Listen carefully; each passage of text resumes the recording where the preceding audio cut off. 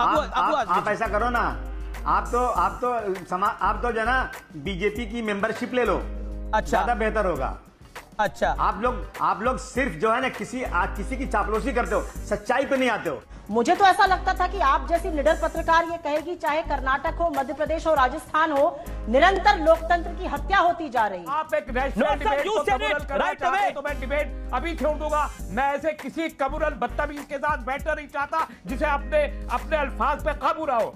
देश के ऊपर आक्रमण होने जा रहा है और आप लड़ाने की बात कर रहे हैं। देखिए, कौन सी जर्नलिज्म करते हैं भैया? मैंने नहीं कहा। ये कौन सी पत्रकारिता है बोल रहे हैं? आप लोग डिबेटें करवाते हैं, आपको देश की आपकी सदर की नहीं पड़ी हुई है। कभी तो सवाल पूछिए ईमानदारी से, कभी तो आपके दिल का पत्रकार को जगाइए। पहले मीडिया सरकार से सवाल करती थी और सरकार की नीतियों के खिलाफ खुलकर आवाज उठाती थी, लेकिन आज की नेशनल मीडिया सरकार से सवाल नहीं करती है, साथ ही वो विपक्ष से ही सवाल करती है। पर ऐसे समय में कुछ ऐसे विपक्षी नेता भी हैं जो गोदी मीडिया और बीजेपी नेता पर डिबेट में भारी पड़ जाते हैं। आज हम कुछ ऐसे ही गोदी मीडिया के एम्ब्रेसिंग मोमेंट आपको दिखाएंगे। और जब न्यूज़ 18 पर विकास दुबे पर डिबेट हुई जिसमें अमीश देवगन ने योगी की तारीफ कर दी, उसके बाद विपक्षी नेता अबू आजमी ने उसे बीजेपी में शामिल होने को कह दिया। कैसे भरोसा कर लेते इसके ऊपर? अगर विकास दुबे को आज बचाते तो वहां पे 5 पुलिस वाले और ढेर हो जाते, तो आप और मैं क्या कर लेते आज?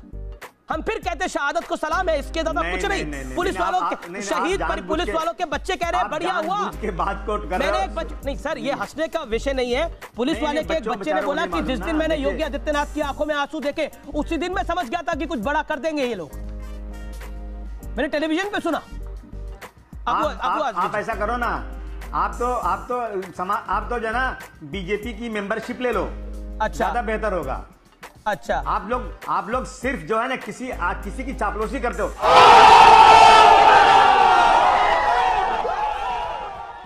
सच्चाई पे नहीं आते हो। मुझे बता दो ना कि 1.5 किलोमीटर पहले मीडिया को क्यों रोक दिया गया। मुझे बता दो ना कि पानी जहां बरस रहा था वहां पे एनकाउंटर हुआ, और ताकि सारी की सारी फॉरेंसिक रिपोर्ट भी वहां कोई सही ना आने पाए। मुझे कोई हमदर्दी नहीं है उससे, उसको तो बिल्कुल फांसी वो सवाल आज सुबह से हम सुबह से योगी आदित्यनाथ की सरकार से वो सवाल उठा रहे हैं।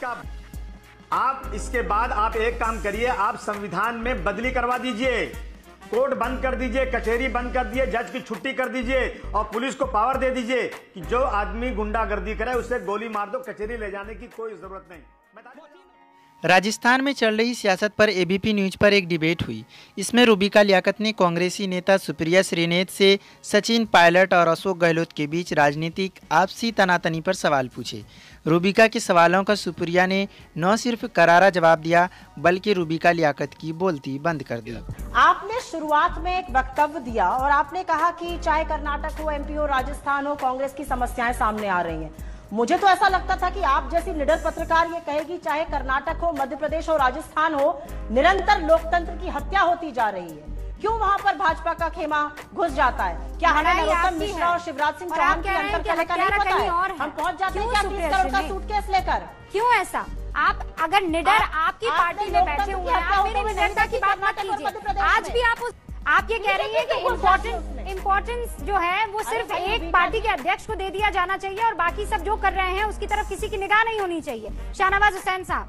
तो रूबिका जी जो नहीं एक मिनट, जो 109 विधायकों ने मिलकर एक लिखित वक्तव्य दिया और उसने कहा कि वो अशोक गहलोत लेड गवर्नमेंट में सपोर्ट करते हैं, उसका कोई मायने नहीं है। यही सबसे अनफॉर्चुनेट बात है सुप्रिया श्रीनेत कि वो ये नहीं कह रहे हैं कि वो कांग्रेस के साथ हैं।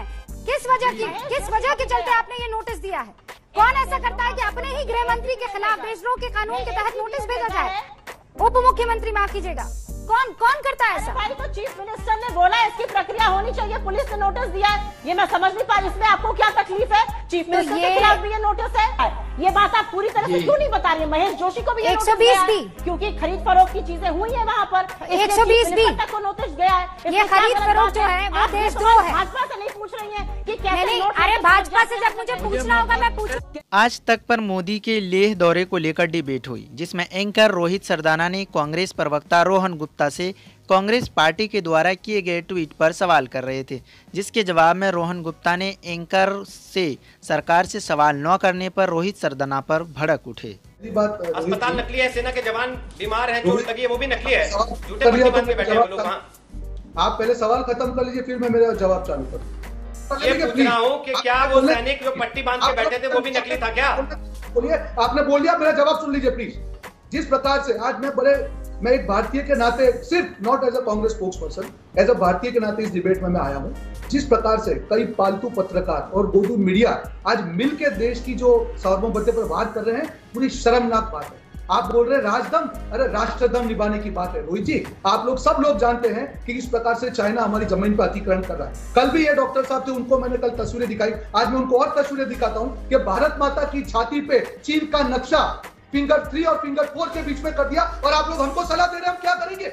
आप लोग डिबेटें करवाते हैं, आपको देश की आपकी सरहद की नहीं पड़ी हुई है। कभी तो सवाल पूछिए, कभी तो सवाल पूछिए ईमानदारी से, कभी तो आपके दिल का पत्रकार को मेरी आवाज आ रही है या केवल ड्रामा करने बैठे हैं? आज आप कांग्रेस को पूछिए, भाजपा को पूछिए, पर सरकार को पूछिए कि देश की जो सरजमी है उसकी रक्षा कब करेंगे। क्या सैनिकों को जो चोटें लगी वो झूठ है?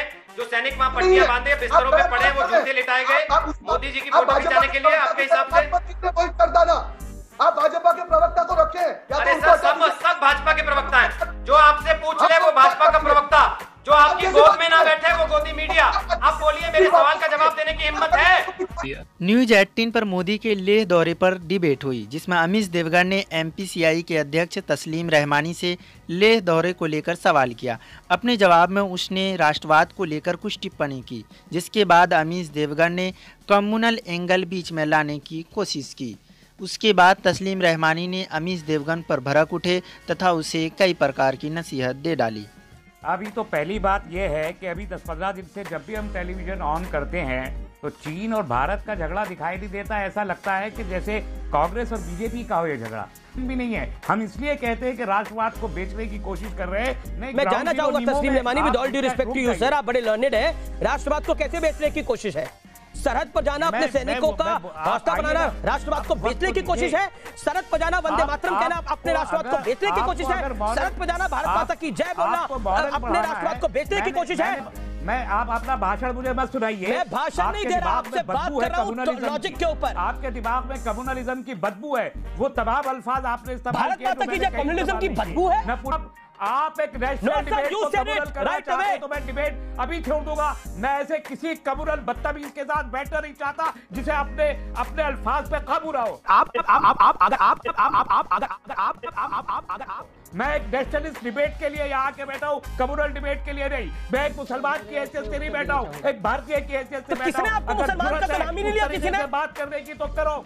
आप पूछे प्रधानमंत्री जी से क्यों गलवान नहीं गए? हमारे सैनिक मारे गए, शहीद हुए गलवान वैली में, वहां से 250 किलोमीटर दूर जाके क्यों खड़े हुए? अगर 56 इंच का सीना है, 56 इंच का सीना बहुत लोगों का होता है, उस सीने के अंदर दिल का होना भी जरूरी है, और 6 फीट के कद के ऊपर दिमाग का होना भी जरूरी है। गलवान क्यों नहीं गए थे?